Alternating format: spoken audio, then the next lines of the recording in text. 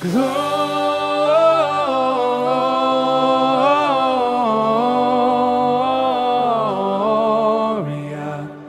in excelsis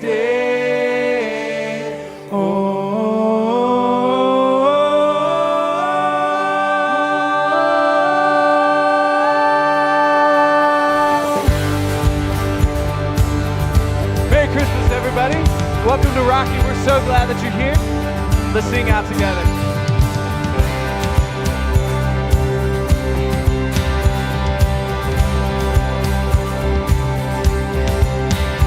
Oh, come, all ye faithful, joyful and triumphant. Oh, come ye to Bethlehem. Come and behold him, born the King of angels. Oh, come, let us adore him. Oh, come, let us adore him. Oh, come, let us adore him, Christ the Lord.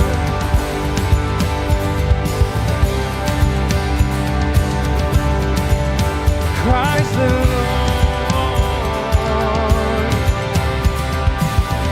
Sing choirs of angels. Oh, sing choirs of angels, sing in exaltation. Oh, sing all ye citizens of heaven above. Glory to God, all glory in the highest.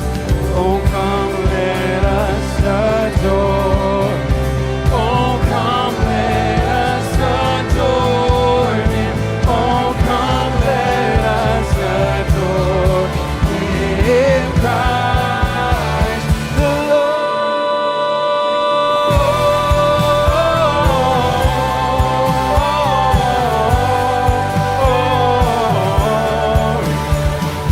In excelsis Deo,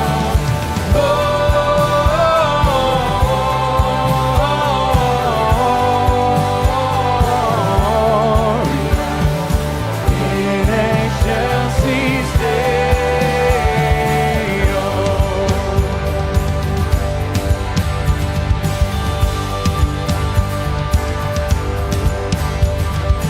Angels we have heard on high, sweetly singing o'er the plains, and the mountains in reply, echoing their joyous strains. Shepherds, why this jubilee? Why your joyous strains prolong? What the gladsome tidings be, which inspire your heavenly song? Gloria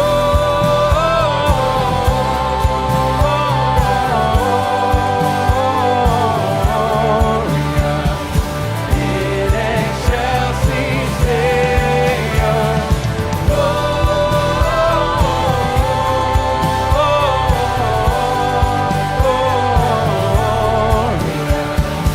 in excelsis Deo.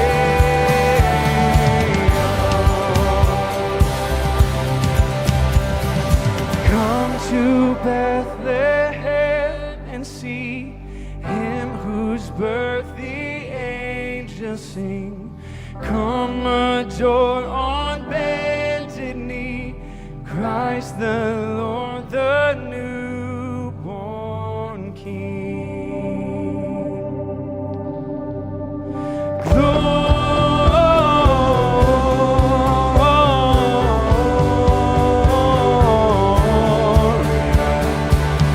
In excelsis Deo.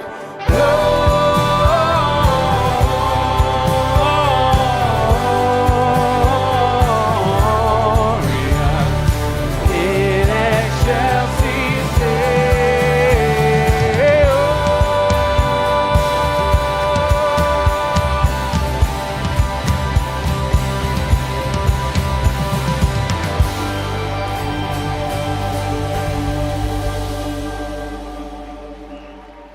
again, Merry Christmas. We're so glad that you guys are all here. Welcome to Rocky. Turn to somebody next to you and ask them if they prefer colored lights or white lights.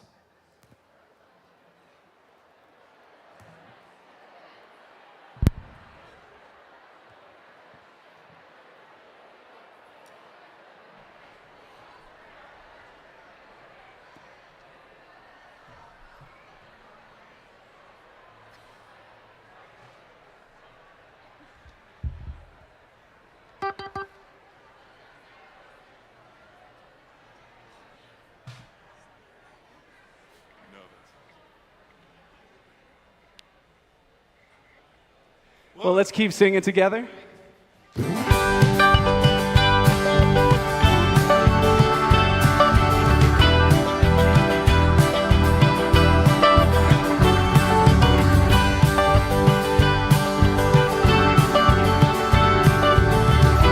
Sing Hark the Herald.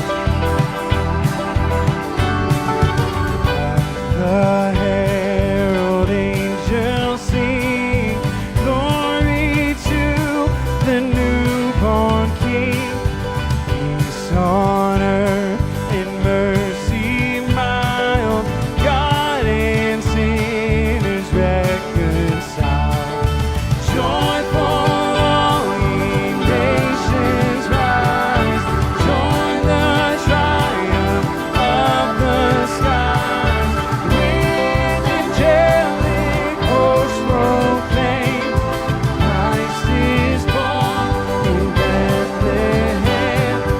Hark the herald angels sing, glory to the newborn King. Glory to the King.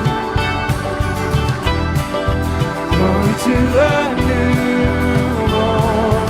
Christ by highest heaven adored, Christ the everlasting Lord.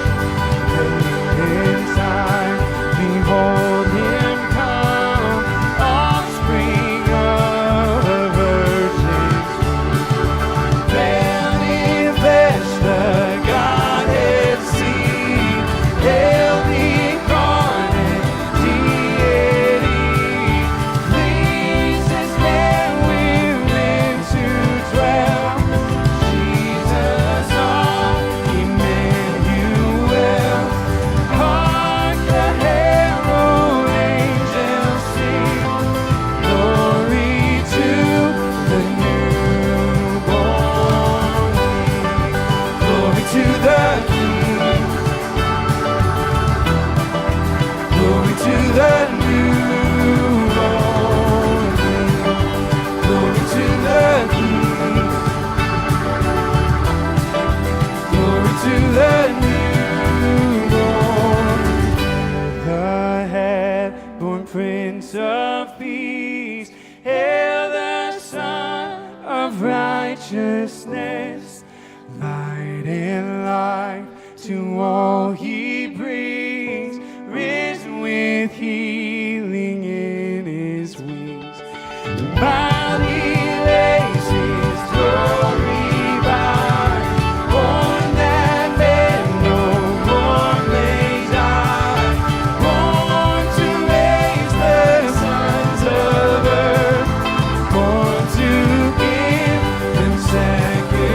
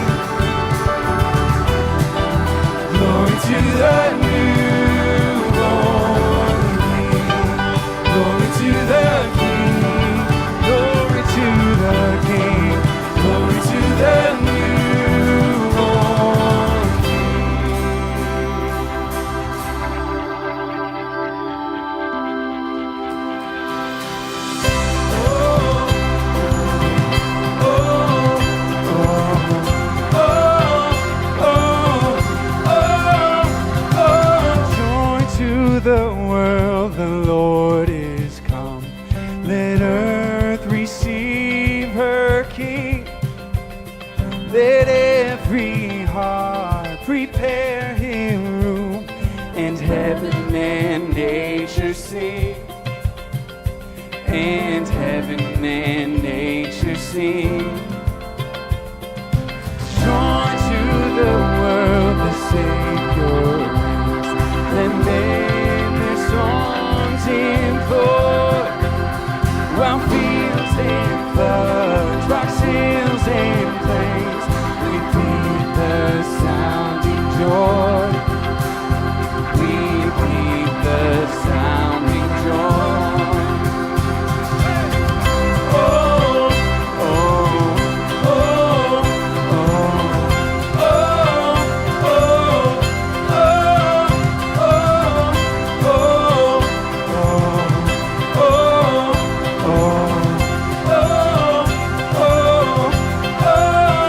oh, He rules the world with truth and grace, and makes the nations prove the glories of His righteousness and wonders of His love, and wonders of His love. Oh, oh, oh, oh, oh, oh,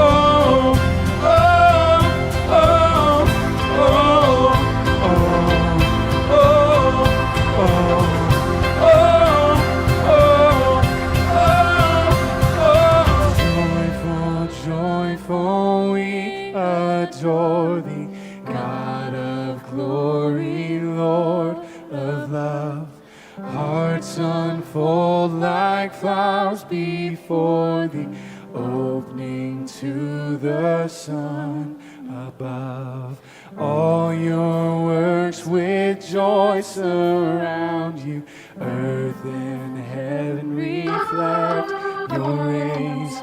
Stars and angels sing around You. Center of unbroken praise. Joyful, joyful, we adore Thee, God of glory, Lord of love. Hearts unfold like flowers before Thee, opening to the sun above. Oh, oh, oh, oh, oh,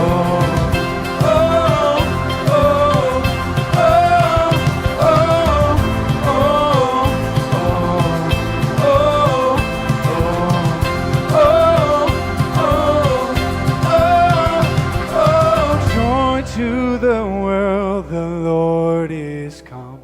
Let earth receive her King. Let every heart prepare Him room, and heaven and nature sing. And heaven and nature sing. And heaven and nature sing.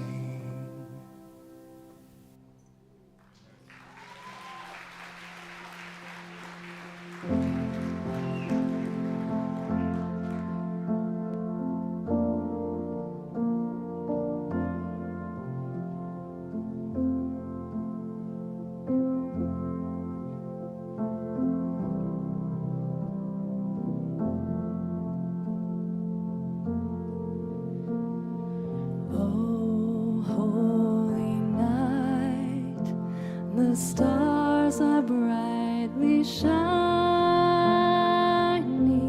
It is the night of our dear Savior's birth. And long lay the world in sin and ever pining, till He and the soul felt its worth.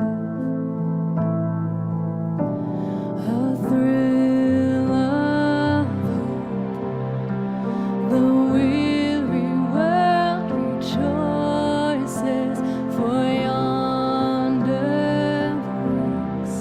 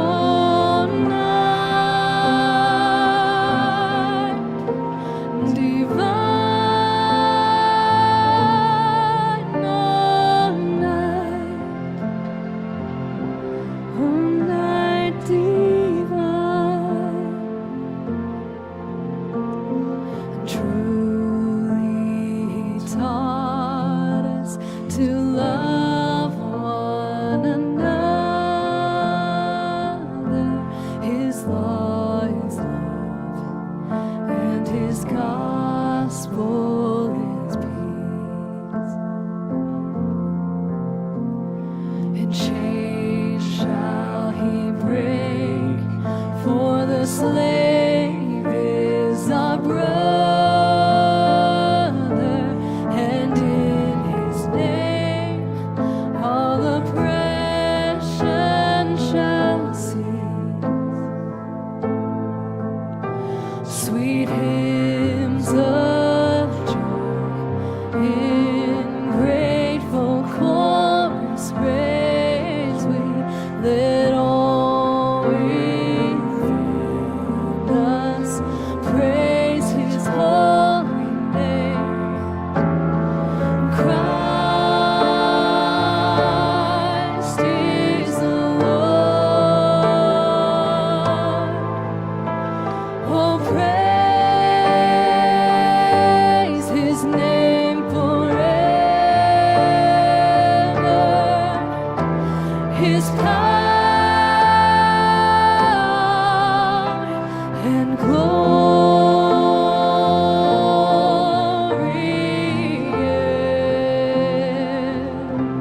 evermore proclaim.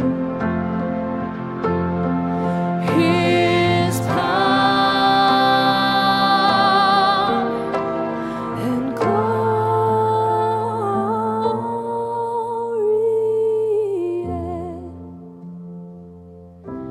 evermore proclaim.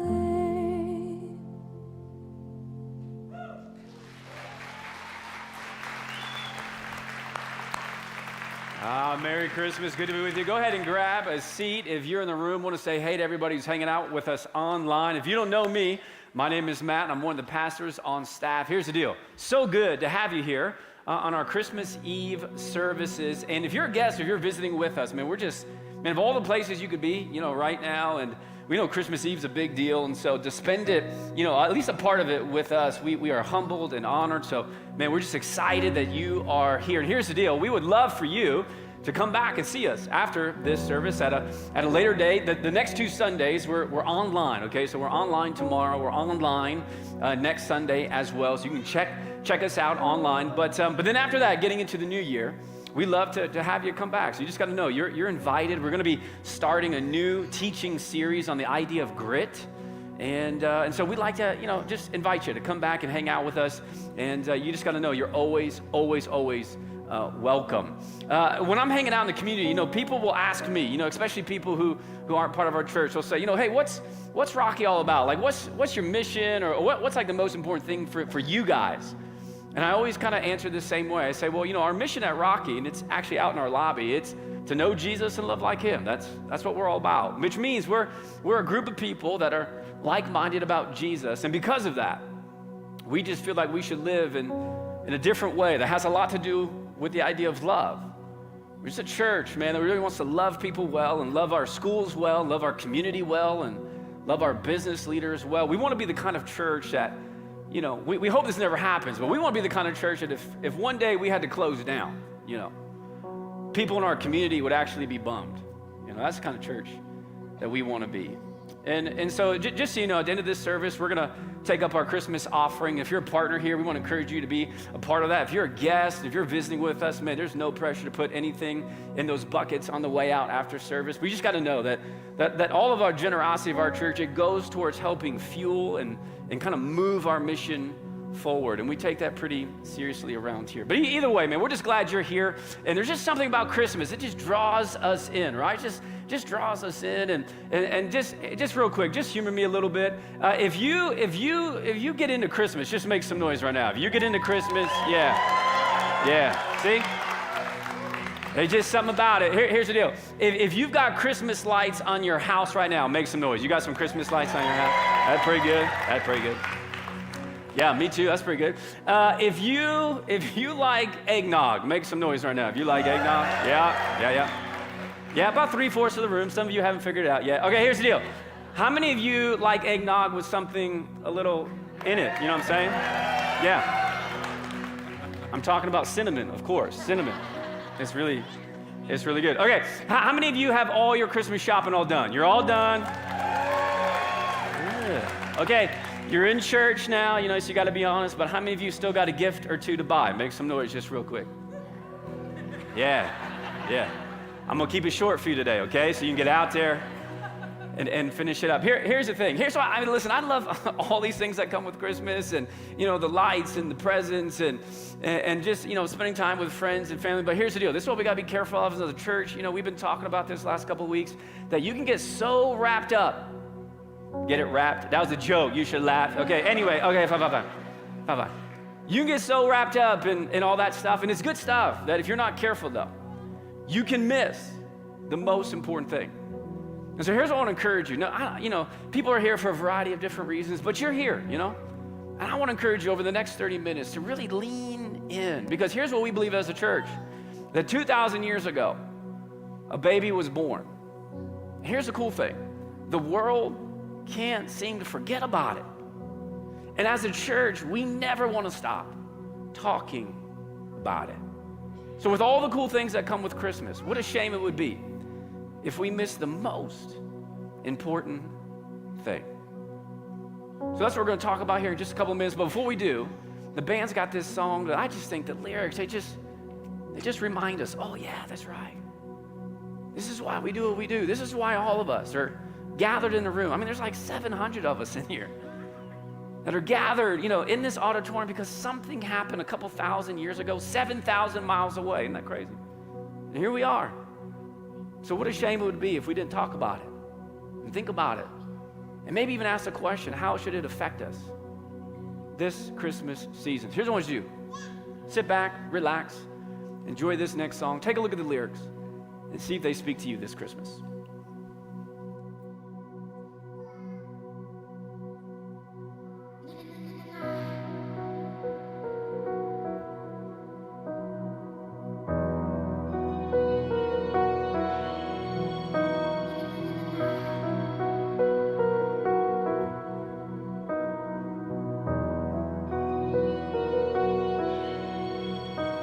Behold, the King has come, divinity incarnate, creator of the world, breathing our air. Behold, what light has come, in the dark cannot contain. The Savior of the world is finally here. Oh, come, let us adore Him. Come, let us adore Him. For He alone is worthy. Christ.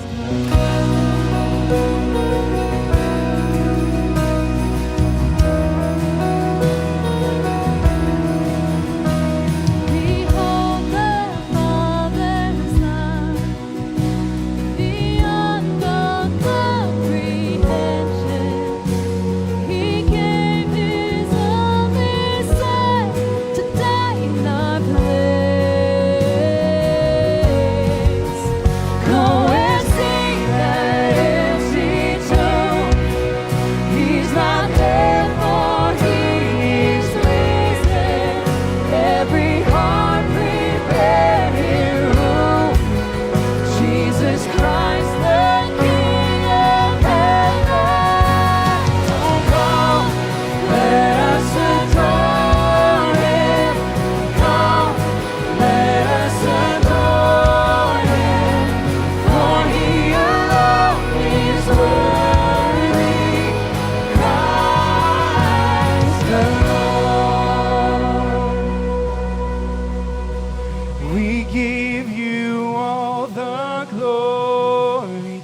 We give you all the glory. We give you all the glory. Christ the Lord. We give you all the glory. We give you all the glory. We give you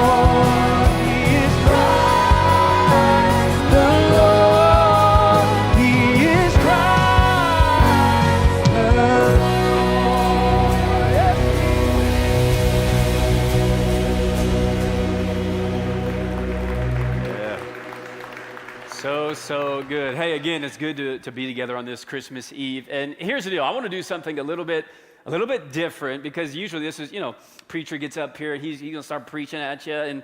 And here's what I want to do today. This Christmas Eve, I just want to have a conversation with you, because I realize most of you here have probably heard the Christmas story before. Maybe not all, but a lot of you have heard the Christmas story before. And we're going to get into the Christmas story here in just a second. But here's the thing I want to talk about. So if you're ever wondering, like, I wonder what the pastor's thinking about. That's what I want to talk about today. I want to tell you about something that I've been thinking about, especially over the last couple of weeks, because I have spent a whole lot of time in church. I grew up in church, and obviously I'm a pastor, so I work at a church, and I have read the Christmas story hundreds of times.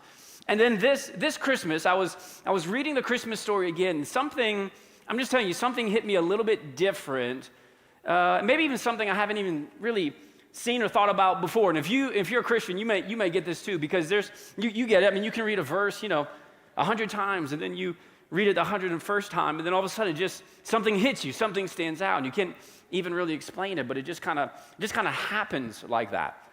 And Luke, who's one of the gospel writers, he tells us the story of Christmas. And even in his first chapter, he tells us the story before the story of Christmas. He starts leaning in and gives us kind of the background of the story. We know where Christmas leads. It leads to the birth of this baby who we believe to be the Son of God. But even before that, Luke begins to tell us some of the backstory. And this is where I saw something this year that it just got me thinking about some things. And I was just wondering if it got me thinking that maybe it would get you thinking. And I have found it to be helpful for me, so maybe it would be helpful for you. And so here's the verse. This is Luke chapter 1, starting in verse 26. And here's what it says. In the 6th month of Elizabeth's pregnancy, and Elizabeth, there's a whole other story there, but Elizabeth was a relative of Mary, and Elizabeth got pregnant, which was a miracle because she was in her 80s. And so there's a whole other story there. But anyways, it keeps going. It says this, that God sent the angel Gabriel to Nazareth, a town in Galilee, to a virgin pledged to be married to a man named Joseph, a descendant of David. And the virgin's name was Mary. And the angel went to her and said, "Greetings, you who are highly favored. The Lord is with you."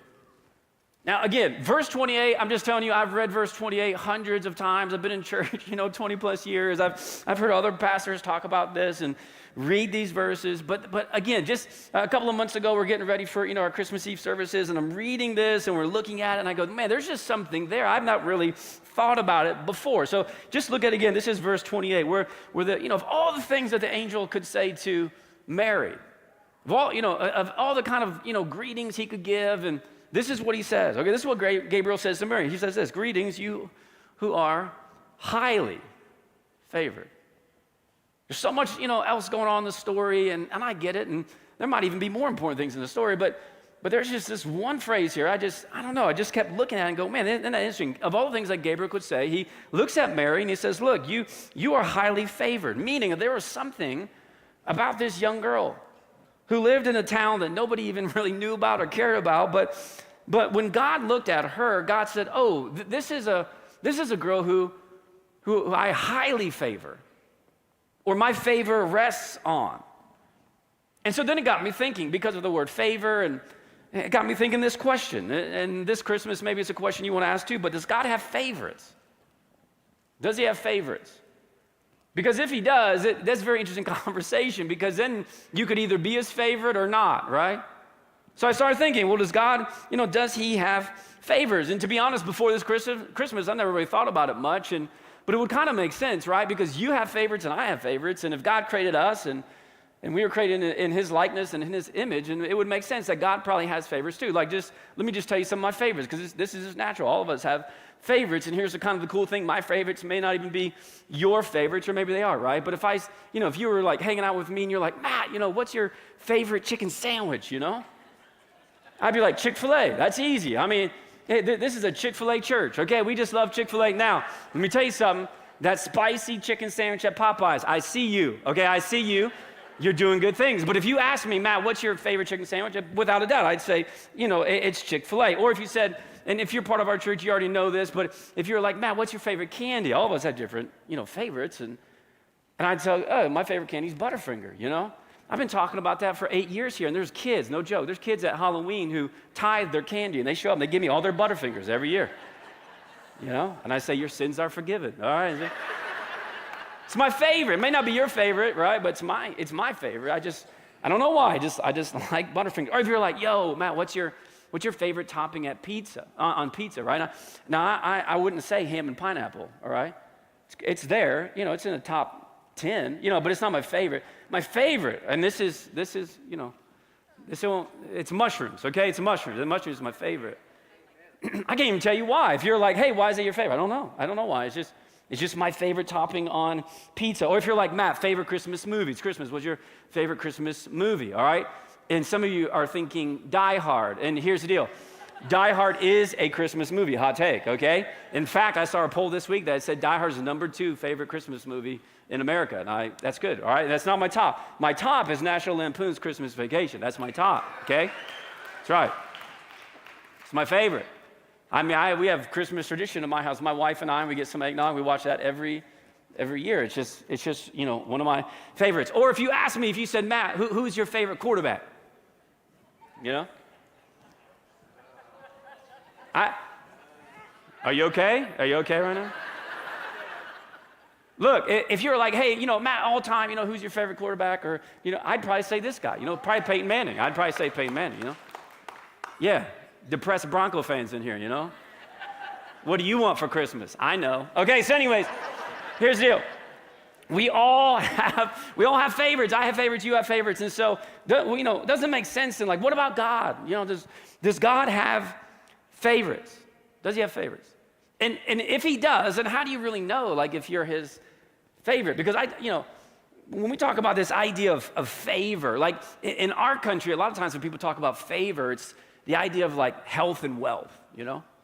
I mean, maybe you have too. I've heard pastors, you know, talk about the favor of God and it's always kind of tied to this idea of health and wealth. And if that's a case, and most of us in here are doing pretty good on God's favorites list, because my guess is most of you drove in a car to get here, which in the context of the world's wealth, that's one of the filters you have to go through if you have a car or not. I mean, even a lot of you have a house for your car. I mean, you park your car inside a house, so you're doing really good. And my guess is most of you have eaten food today, right? Yeah, okay.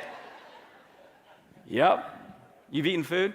And as far as I can tell, most of you wearing clothes, so good job. You know what I'm saying? Like, most of you in this room, you're pretty wealthy in the context of the world's wealth, and most of you here, you know, today are doing pretty well in the health department. Like, you're pretty healthy and you're pretty wealthy. So is that the filter for God's favor? If you're just healthy and wealthy, and if you want to know if you have the favor of God on you, then you got to have money and you've got to have great health. Is that how it works?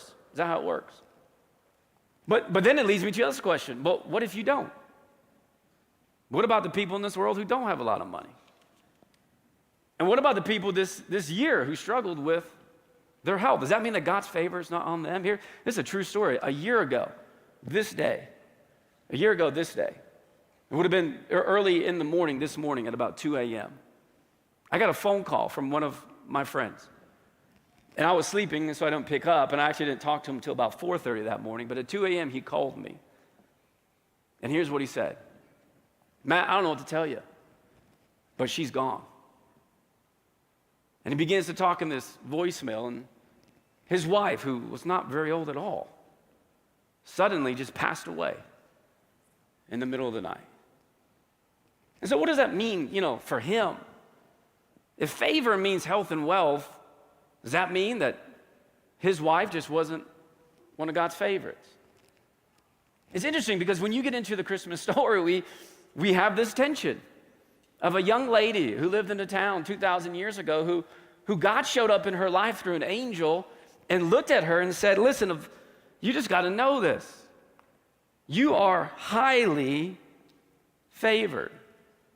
And yet what you'll find in the story is that Mary isn't wealthy. She might be healthy, but she's not wealthy. Talked about this last week. She's a nobody from nowhere. In fact, when the rumors got out that the Son of God actually grew up, he was born in Bethlehem, but he'll grow up in Nazareth, where Mary's from.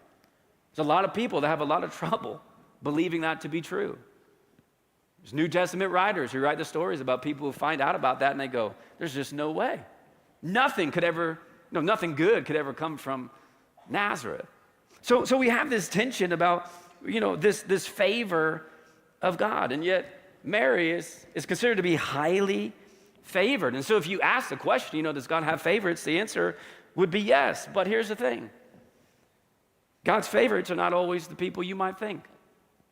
Again, look at the verse. This is, again, verse 28. It says, look, the angel of the Lord, and said, greetings, you who are highly favored. Just shows up. Mary, you're highly favored. The Lord is with you. And Mary was greatly troubled at his words and wondered what kind of greetings this might be. Then verse 30, but the angel said to her, Mary, don't be afraid. You have found, and again, he doubles down. You have found favor. You have found favor with God.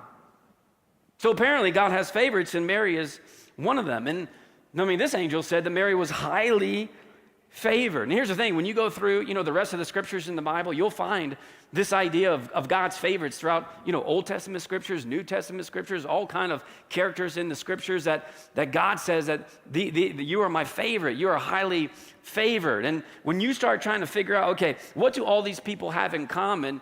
They really don't have a whole lot in common. They come from different backgrounds, different ethnicity, different times of history, different levels of wealth. But when you look at it, when you look at all these characters who God says, you are my favorite, you're highly favored, or my favor rests upon you, here's what you'll find, that somewhere in the context of the story, they're also considered to be a child of God. But God looks at them and you get this idea that he's kind of the father, and these are his kids. It kind of helps us a little bit understand how maybe you and I could get into the favorites list of God. But this idea of favor, there's a misconception in our culture, though. Because our culture kind of says, you can only have one favorite, right? What's your favorite? You can't really say one thing. There might be a second or third or fourth place, but there's really only one favorite. But I would argue that's not actually true. You can have actually multiple favorites. I'll prove it. Look at this picture. These are my 4 kids, okay? They're in this service right now. I'm about to embarrass all of them, okay? So these are my four girls. And if you asked me, Matt, which one is your favorite? You know what I'd say? Depends on the day. I'm just kidding.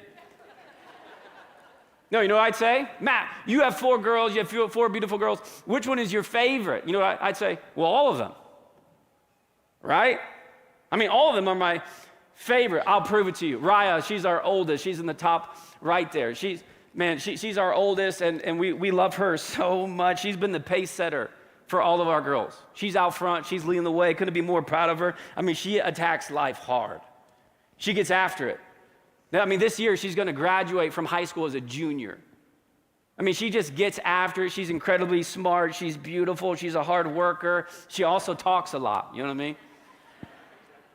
She's my favorite, And there's Lorelai. She's our second oldest, and Lorelai, she is so compassionate. She's kind. She's the most introverted of all of our girls. I'm just telling you, she's got a huge heart. She loves old people in the house. She loves you. She wants to grow up and just work with old people. That's what she wants to do. She's a lover of people. She's my favorite. She's my favorite. Then you got Nora. Nora, she's bold and a little spicy, She's probably the most socially adept of all of our girls. She's witty. She loves music. I also think one day, she could be a pastor. I see a lot of me in her. She's my favorite. Then you have Cadence. She's the baby of the family. She's very sweet. She's smart. She's cuddly. She's funny. She loves bunnies and a good dad's joke. She's definitely my favorite. See, here's the thing. Relationships kind of help us understand this idea of favor. Those are all my kids. So here's how this works. My favor rests on all of them. Because they're my kids, they're all my favorites.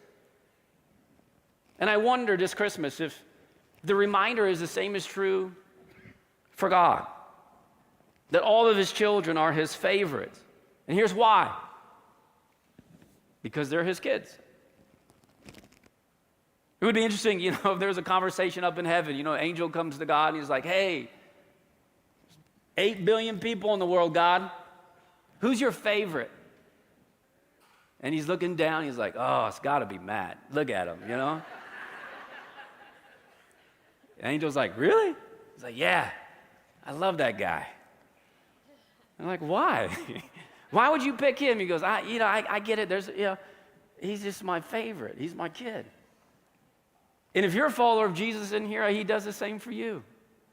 Looks at you and goes, yeah, Matt's definitely my favorite. And then also, oh man, also, I got to tell you about so-and-so and so-and-so and so-and-so. And the angel's like, I said, who's your favorite? He goes, I know, but listen, they're all my favorite. Because they're all my kids. And to understand it a little bit more, I've got this story. This has to do with Nora. She's our third oldest. And growing up, Nora, we would always joke like we would lose her the easiest. I mean, Nora knew no stranger, and she was full of energy. She would climb stuff. You'd walk in the living room. She's on the mantle. It's amazing she hasn't broken a bone yet. That was always a joke. She's going to be the first one that breaks her bone. But anyway, she had the most energy. And so because of that, she'd tend to get in trouble a lot, And I'd come home from work sometimes, and, I'd check in with my wife, Vanessa, and be like, how was the day? She'd be like, Nora. And I was like, okay, So she found herself in timeout quite a bit. I'll never forget this, because this just helps me understand God's love for me and hopefully for you. And because this is this idea of grace. We talk about grace a lot as a church, and grace is this idea. It's like God's, unmerited favor towards you. It's like he can't help himself. He just loves you. He has to. This is the idea of grace, meaning that you and I can't do anything to receive it. He just gives it. And as a dad, it's helped me understand this more, especially with Nora, because I remember this story, and I've told this before. If you're part of our church, you've heard this before. But now, there's just one time when Nora, she just, little tyke, and came home from work, and Vanessa said, yeah, it's a tough day for Nora. She's in timeout quite a bit. And so I remember that night, going up and tucking Nora into bed, and we had this routine, we would pray and maybe read a Bible story. And then, as a dad, I would always tell my girls, hey, I love you. I love you, I love you, I love you, I love you. And that night, for whatever reason, I also said, Nora, I love you, and I'm proud of you. And she looked at me, I'll never forget it. She looked at me and she said, why? Because she knew what kind of day she had. And I knew what kind of day she had. And so she's in bed and she's trying to figure out why. Because I haven't behaved. I didn't listen to Mom. Why in the world would you love me? And why would you be proud of me? That's what she's trying to reason out in her brain. And this is why I said to her, Nora, I love you and I'm proud of you, not because of, you misbehaved today. I love you because you are my kid. That's grace. See, you can't earn my love. You can't buy it. You can just receive it. You can just find it. And this is the idea of being God's favorite. This is grace, that he loves us, and some of us fall in the trap, and we're trying to earn it, and we're trying to buy it, and God says, no, it's a gift. All you have to do is receive it. It's grace. You just take it. It's for you. And it feels strange because it feels like you should do something for it, and yet because God is our Father and you are his kid, he just gives it to you. And the angel said to Mary, look, Mary, you have found favor with God. It's a reminder in the Christmas story that God's grace doesn't show up and then, disappear. It's always there. And it's always available. But here's the deal. It must be found. You must acknowledge it. You need to receive it. To find grace, you got to understand who Jesus is. This is why the Christmas story is such a big deal. Now, who is Jesus? Well, we just believe he's the Son of God who came down to this earth 2,000 years ago. And what did he do? Well, he did something incredible. He lived on this earth for 33 years, and then he was crucified on a cross because he said he was going to give his life for yours. As a ransom for your sin and my sin, our mistakes. And then if you believe the story of Easter, 3 days later, he comes back from the dead. And for those of you who believe in that, and it has changed your life. I believe in it, and it's changed my life. And yet, here's the tension of being God's favorite, because there's some traps in this. And I've run into this all the time with people who believe in God and people who don't believe in God. But there's two things I've learned about faith that are also in this story when it comes to being God's favorite. And here's the first one: that just because you're God's favorite, and just because you have faith, faith doesn't mean that we don't have questions. Check it out. This is in the Christmas story. Because sometimes life just doesn't make sense. And I'm sure you've lived in some of those seasons of life. But back in Luke chapter 1, starting in verse 31, it says this. Gabriel says to Mary, "Look, Mary, you will conceive and give birth to a son, and you're to call him Jesus, and he will be great and will be called the Son of the Most High.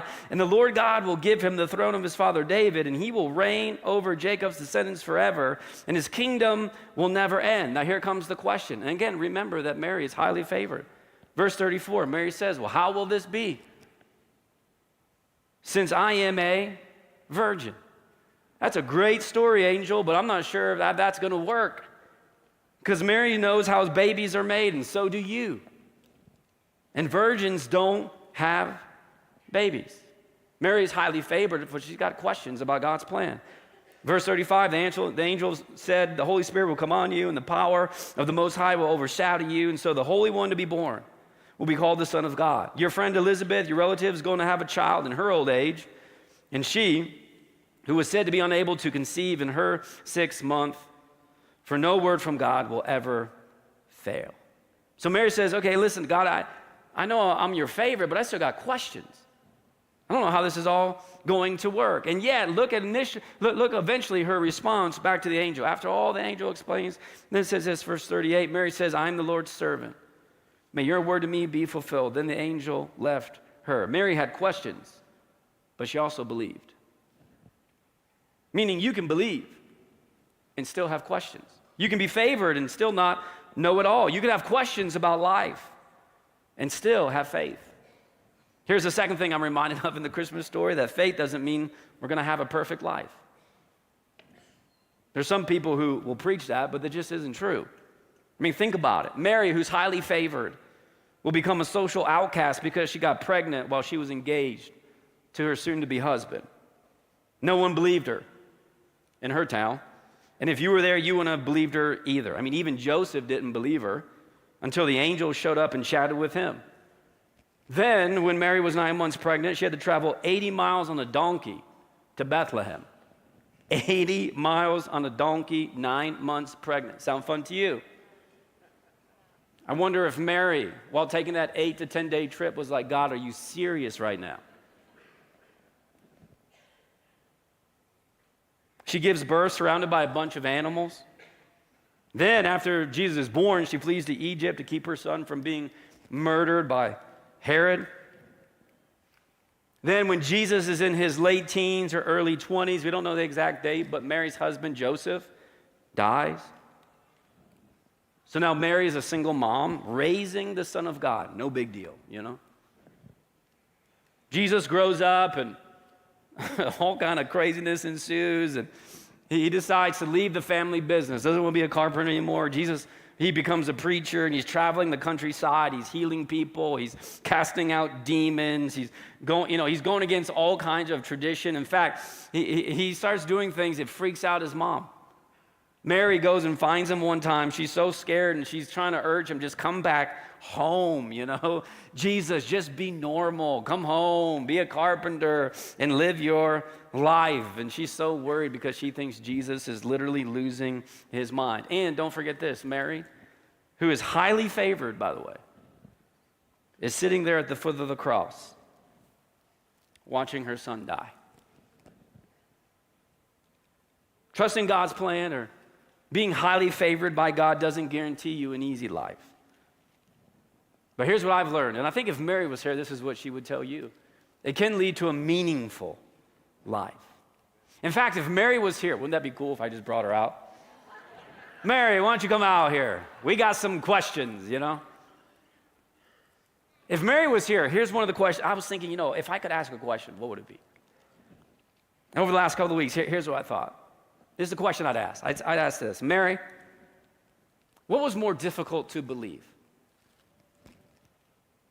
That you would have a baby whose father was God,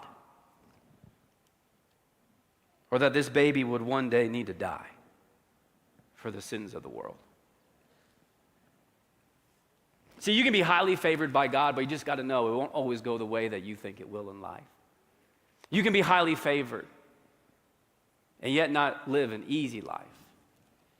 But you can choose to live a meaningful life. And if Mary was here and I got to ask her that question, I think she'd say something like this: Matt, yeah, for sure, I had a lot of doubts and questions. But here's what I learned, that in my life, a meaningful life is always better than a comfortable life. Life is tough. It doesn't always go your way. But Christmas 2,000 years ago, I'm just telling you, it changed the game. Because Christmas, here's what it does. It gives us the origin story of Jesus. And just about everything that you know and I know about God, we know because of the life of Jesus. I mean, Jesus says this over and over again. If you want to know what God's like, then you should listen to what I say. And you should watch how I live. And here's what Jesus says, that if you believe in God, then you are one of his kids. Luke chapter 2, verse 19. It's right in the middle of the whole Christmas story, you know? It just says this: but Mary, she just got visited by shepherds. She didn't even know who they are, just random people showing up, bringing her newborn baby gifts. It says, but Mary treasured up all these things and pondered them in her heart. She took it all in. She took it all in. And if she was here, I think she'd tell you, Matt, it was all worth it. Didn't go how I thought. But it was a crazy story. You know, if you were just hanging out with Mary, Mary, tell me the story again. You know, you're having coffee with her, and she'd say, this is wild. But I was like 15, I was hanging out in Nazareth, and an angel showed up, you know? And he just said I was highly favored. I didn't even know that, but God did. And I guess the only reason why I was highly favored because I was his kid. I was his daughter. And I believed in him. And he led me on an incredible journey that wasn't easy, but it was meaningful. It was meaningful. And there was highs and there was lows. But if I had to do it all over again, I'd do it. I'd do it. Interesting, at the foot of the cross, you know, Mary's there. Think about this dynamic. Her boy, who's now 33, she raised faithfully and loved, you know, just like moms in the room. Interesting, in that moment, Jesus, who's also God, you know, even looks down at other people at the cross and says, this is my mom. Take care of her. Take care of her. But now this is what I got to do, you know? And you've got a mom who has faithfully served her son, and now the son is going to faithfully serve his Father in heaven. And change the game forever. I think it's the most important thing. Many people in here think it's the most important thing. That even when life doesn't go the way you think it should, we stay with God. And even when we have questions, we hang with Jesus. Because he's the author and perfecter of faith. It's the way to a meaningful life. I got to tell you this is so cool. I told you a year ago, you know, one of my friends, good friends, you know, whose wife passed away this day, 2,000 years ago. I remember being in this service, you know, just, wow, God, it's Christmas Eve, you know? This family, they have three children. So I got up this morning and I texted my friend, you know. I said, dude, I'm thinking about you, praying for you. It's been a year. I've met with him several times throughout the year. He knows I'm in his corner. I love him. And he said, thanks, buddy. I appreciate that. And then he said something I'm just telling you, I didn't see coming. He goes, can you do me a favor? I said, yeah, I mean, anything, dude. What do you want? You know, I'm in. What do you need? He said, when you're teaching at Christmas Eve services today, make sure, I mean, just think about this for a sec. It's the anniversary of his wife's death. He said, make sure you tell him about the most important thing. Give him Jesus. I was just like, wow, I didn't see that coming. Of all the places that he could be, life is not going his way. And I'm telling you, he's got a million questions for God. And on this Christmas Eve, on the anniversary of his wife's death, he goes, Matt, the most important thing is Jesus. So as a church and as a pastor, I just want to tell you the most important thing is Jesus. You can have questions and still follow Jesus. And life won't always be easy, and yet you can still follow Jesus. And if you will trust him and follow him and believe him, then God will look at you and say, you are my kid. And you are highly favored. And he'll be with you from this day till your last. Let's do this. Let's stand together. I know you want to light some candles. Let's stand together. Let me pray for you. Then we're going to light some candles and sing some songs. And can I just tell you this? Isn't there something about this moment when we light candles together that just, you know, as we dim the lights and we get the glow from the fire, there's just something about this moment, like for the next 3 to 5 minutes, that even though there's craziness in the world and you've got your own personal anxieties and maybe worries and fears, but you just know it. There's something about this moment that it just seems like all is right. And I just want to tell you that if you don't, believe in God, you should. Because he'll change your life just like he's changed mine. And here's what I've learned, that if you want access, to live more of a life, just like you're about to live in the next 3 to 5 minutes, I'm telling you, it's possible. And it has everything to do with a baby that was born 2,000 years ago. Let me pray for you. Father, on this Christmas Eve, we thank you for the reminder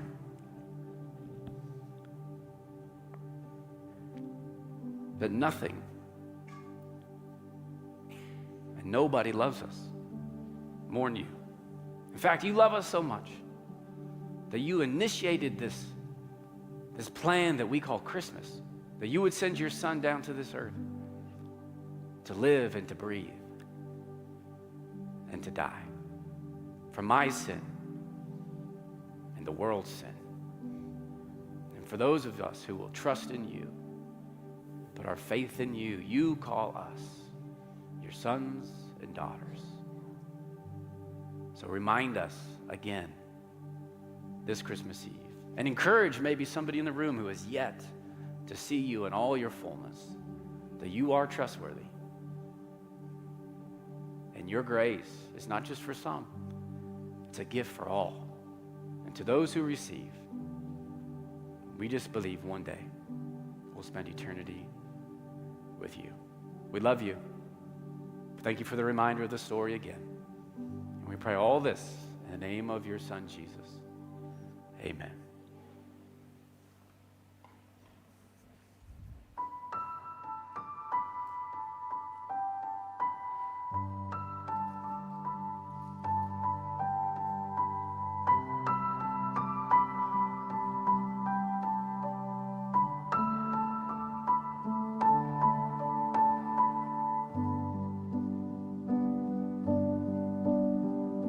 Silent night.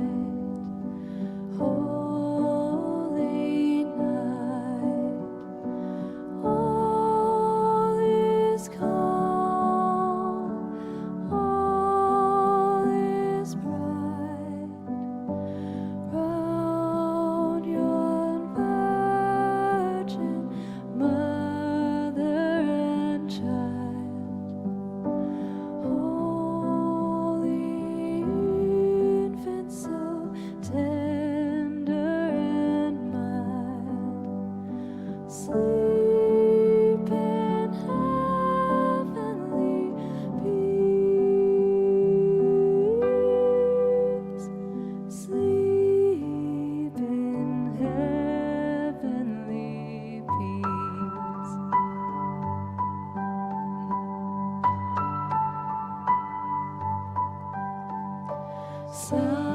Silent night, holy night, Son of God, love's pure light,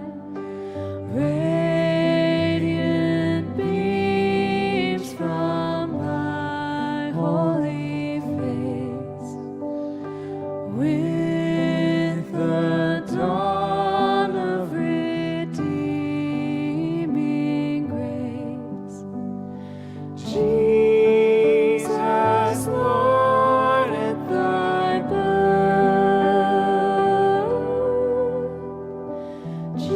Jesus, Lord, at thy birth. Silent night, holy night, shepherds quake at the sight, glory stream from heaven afar. Heavenly hosts sing hallelujah. Christ the Savior is born. Christ the Savior is